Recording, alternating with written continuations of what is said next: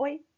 Dando sequência ao nosso estudo sobre equilíbrio químico, nós já sabemos que o equilíbrio químico ele é estabelecido em reações reversíveis, ou seja, aquelas nas quais reagentes originam produtos e produtos originam novamente os reagentes. Ele é atingido quando a velocidade da reação direta é igual à velocidade da reação inversa. E ele é um estado dinâmico, ou seja, apesar de não haver mais variação na concentração de reagentes e produtos quando o equilíbrio é estabelecido, esse processo de reação direta e reação inversa continua ocorrendo, portanto, de forma dinâmica, mas agora com a mesma velocidade. Nesse vídeo, falaremos sobre perturbação do equilíbrio e princípio de Le Chatelier. Fique ligado! Suponha um sistema que esteja em equilíbrio químico. O que será que acontece quando esse sistema ele sofre uma perturbação de um efeito externo? Mais ou menos como quando vocês, alunos, finalmente conseguiram um equilíbrio entre a quantidade de atividades a fazer e a quantidade de atividades que estão feitas. Então, vem o professor e passa mais atividades para fazer. Acontece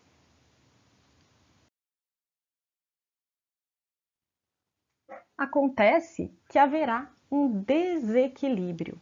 Nas reações químicas, esse processo é conhecido como deslocamento do equilíbrio. E podemos então definir o deslocamento do equilíbrio como toda e qualquer alteração da velocidade da reação direta ou da reação inversa, provocando modificações nas concentrações das substâncias e levando o sistema a um novo estado de equilíbrio. Os fatores capazes de deslocar o equilíbrio são alteração na concentração de reagentes ou produtos, alterações na pressão e alterações de temperatura.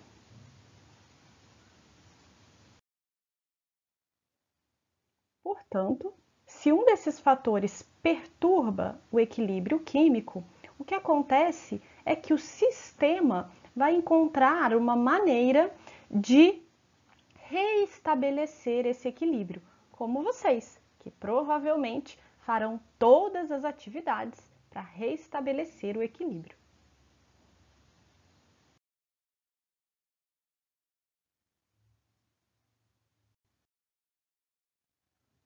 Assim, se uma perturbação é aplicada a um sistema em equilíbrio, o equilíbrio irá se alterar para reduzir o efeito da perturbação. Esse princípio é conhecido como o princípio de Le Chatelier.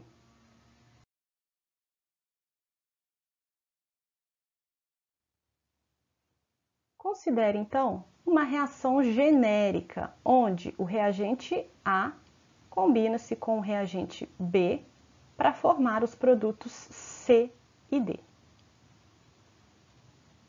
Essa reação ela atingiu o equilíbrio químico. E agora veremos qual vai ser o efeito de alterar a concentração ou de produtos ou de reagentes. Suponha que seja acrescentado mais dos reagentes.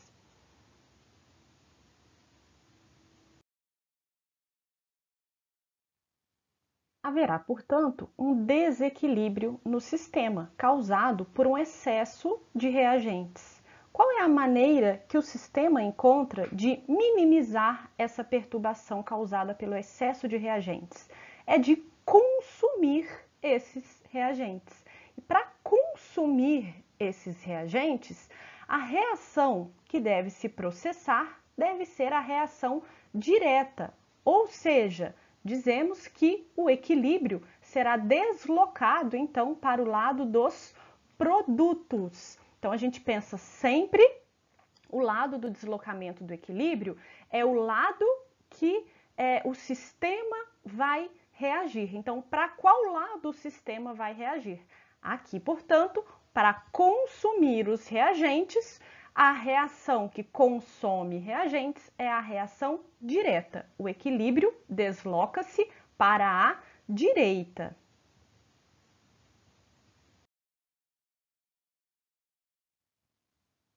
Portanto, aumentando a concentração de um participante, o equilíbrio se desloca na direção de consumir esse participante que foi colocado em excesso, seja ele um reagente ou seja ele um produto.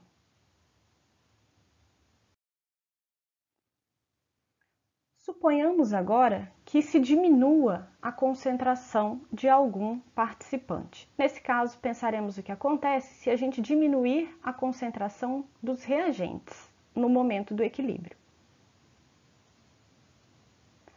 Nesse caso,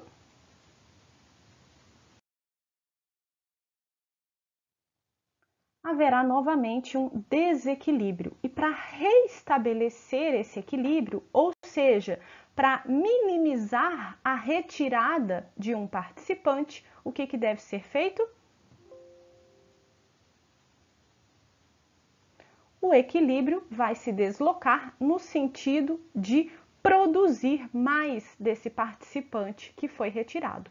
Portanto, o equilíbrio vai ser deslocado no sentido da produção daquele participante que foi retirado. No caso do nosso exemplo, ele desloca para o lado dos reagentes, ou seja, o equilíbrio desloca para o lado esquerdo.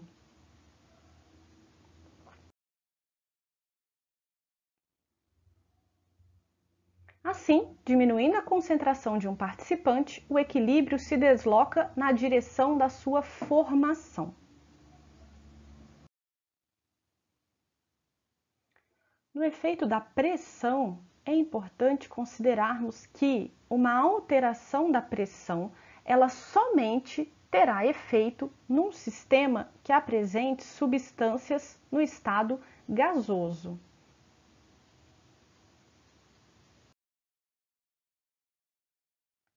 Suponha a equação genérica 2A mais B formando C mais D.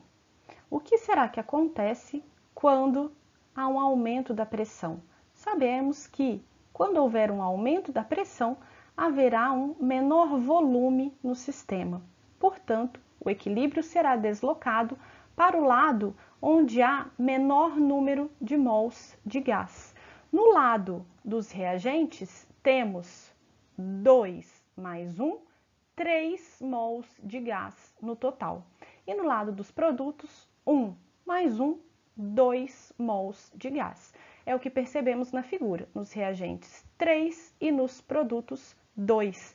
Portanto, aquele lado onde as substâncias ocuparão menor volume para minimizar o impacto do aumento da pressão será o lado dos produtos.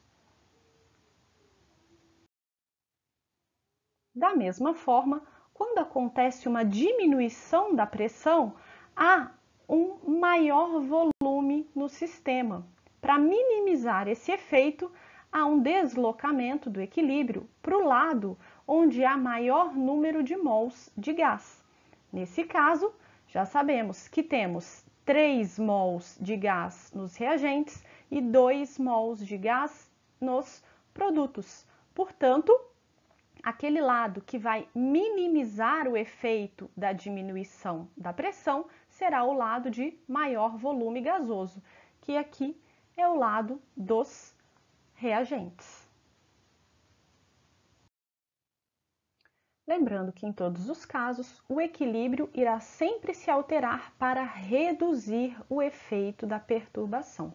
No próximo vídeo, acompanhe o efeito da variação de temperatura no equilíbrio químico. Eu espero vocês, até lá!